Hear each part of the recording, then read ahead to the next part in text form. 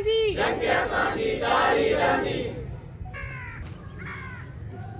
सरमाएदारी रहंदी, जंग असांजी जारी रहंदी, जैसी जागीरदारी रहंदी, जंग असांजी जारी रहंदी, जैसी अण बराबरी रहंदी, जंग असांजी जारी रहंदी,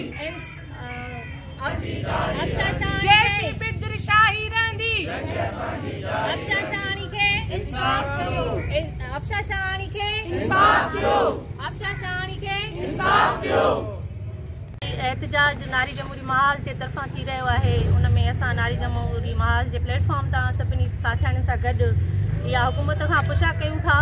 त हिन हुकूमत असांखे छा ॾिनो आहे, छा न ॾिनो आहे। मतिलबु त असांखे बरबरियत ॾिनी आहे, पिदरशाही ॾिनी आहे, सरमाएदारी ॾिनी आहे, तालीम खां बग़ैर इदारा ॾिना आहिनि जंहिंमें निसाब जेको आहे उहो कंहिं चङे समाज अॾण जहिड़ो न आहे। उनखां अलावा असां हर रोज़ु हिन समाज में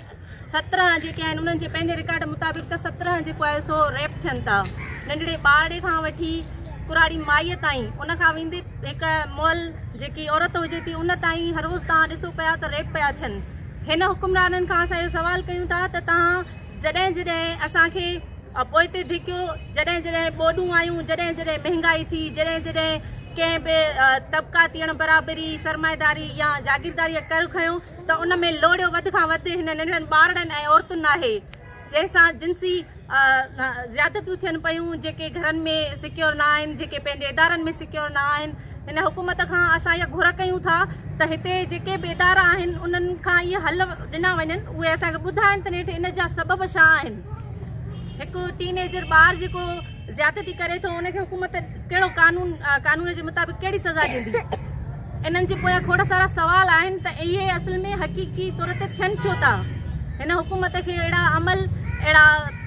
खणणा पवंदा क़दम जंहिंमां असांखे इहे सवाल ॻोल्हे ॾियनि त हिननि सभिनी जेके नफ़्सियाती मसइला आहिनि, पिदरशाही आहे, हीअ जेकी बरबरियत आहे, हिकु मर्द जेको आहे उहो हिकु नंढड़े ॿार खां वेंदे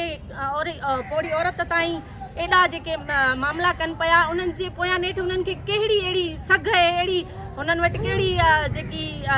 इजाज़त मिलियल आहे जो हू नंढड़ो ॿार ॾिसनि था, न मुअल औरत ॾिसनि था। सो असां प्लेटफॉर्म हिन नारी जमहूरी महाज जे प्लेटफॉर्म तां इहा भरपूर अंदाज़ सां घुर कयूं था त असांखे इन्हनि सभिनी मुंझियल सवालनि जा जवाब ॾियनि त जीअं असीं